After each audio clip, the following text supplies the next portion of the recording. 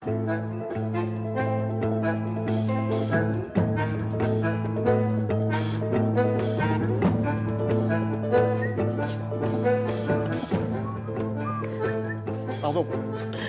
9h20, Myriam, Laura et Patrice sont là pour vous accompagner pendant les 20 minutes qui suivent. Myriam qui nous emmène tout de suite en Belgique pour aller découvrir une exposition consacrée, tenez-vous bien, à une icône du 9e art, Hugo Pratt. Hugo Pratt. Alors Hugo Pratt, si vous ne le connaissez pas, eh bien, c'est tout simplement le père de Corto Maltese, le célèbre marin aventurier voilà, dans le monde de la BD. Et pour parler BD, bien évidemment, je vous emmène dans la patrie de la BD, c'est la Belgique.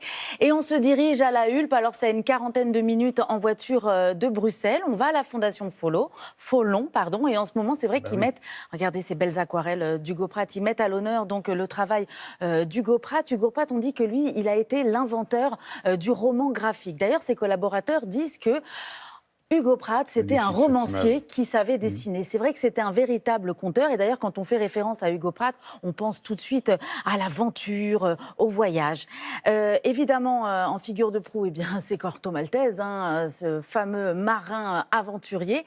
Et donc, on nous montre de très belles planches de bande dessinée, évidemment en noir et blanc, parce que c'était son grand truc de dessiner en noir et blanc.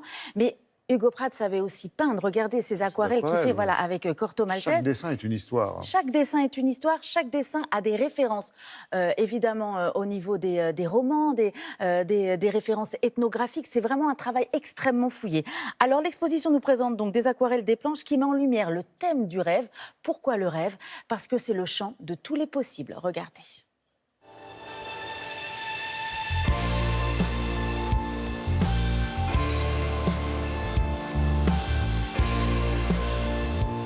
Hugo Pratt, ça est devenu un peu un classique dans la bande dessinée parce qu'avec son personnage Corto Maltese, il a un peu changé la façon de raconter la bande dessinée parce qu'il apportait une connotation cinématographique.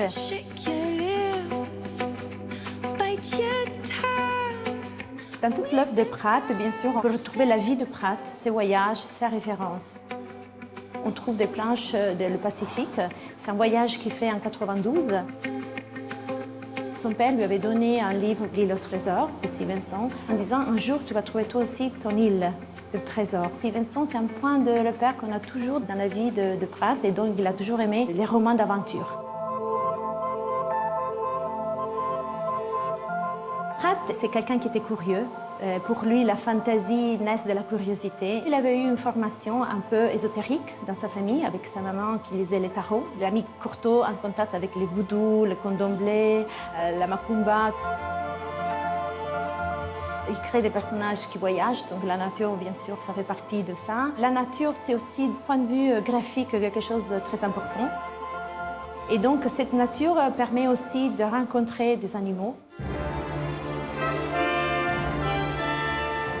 Le temps s'est conçu ici comme la possibilité de voyager à travers ces différentes périodes de l'histoire, de mettre en contact des personnages qui vivent dans des époques différentes mais qui peuvent se rencontrer. Et tout ça grâce à la technique, disons, du rêve.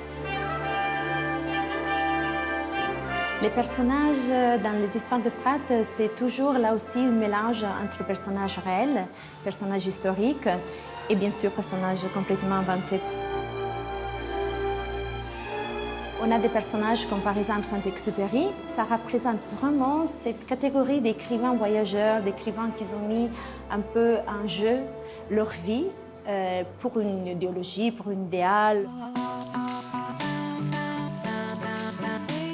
Corto Maltese aujourd'hui est encore plus moderne qu'il y a peut-être 10 ans parce que c'est un personnage qui a des valeurs qui sont universelles. L'œuvre de Pratt aujourd'hui, c'est une œuvre moderne pour sa façon de voyager dans le monde, de rencontrer des autres cultures, des autres civilisations, des autres façons de voir les choses avec beaucoup de respect.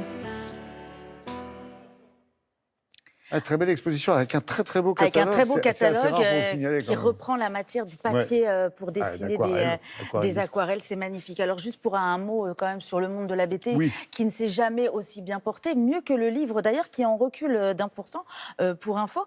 L'année dernière, on a vendu quand même près de 44 millions d'albums. C'est 2,5% en plus que ce qui s'est vendu en 2017. C'est un record depuis une quinzaine d'années.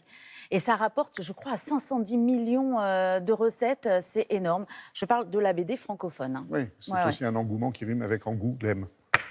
N'est-ce pas? C'est On est ça. d'accord? Fin janvier. Merci Myriam.